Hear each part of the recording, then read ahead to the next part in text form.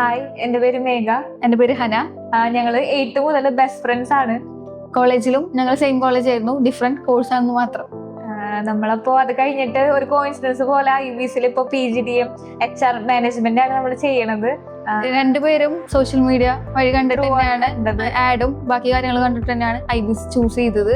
ഇവിടുത്തെ ഞാൻ മെയിൻ ആയിട്ട് ഇവിടുത്തെ ക്വാളിറ്റി ഓഫ് എഡ്യൂക്കേഷൻ ഫോക്കസ് ചെയ്തിട്ടാണ് ഇവിടെ കോഴ്സ് ചൂസ് ചെയ്തത്. പിന്നെ സർട്ടിഫിക്കേഷൻ ആണ് ഞാൻ മെയിൻ ആയിട്ട് നോക്കിയത്. ഇന്ത്യയിൽ തന്നെ IBS മാത്രമാണ് IRCETന്റെ സർട്ടിഫിക്കേഷൻ. ഇപ്പൊ നമ്മളിവിടെ വന്നതിന് ശേഷമാണെങ്കിലും ഇവിടുത്തെ എന്താ പറയുക, ടീച്ചേഴ്സും ഫാക്കൽറ്റീസും ഒക്കെ ഭയങ്കര സപ്പോർട്ടീവ് ആണ്.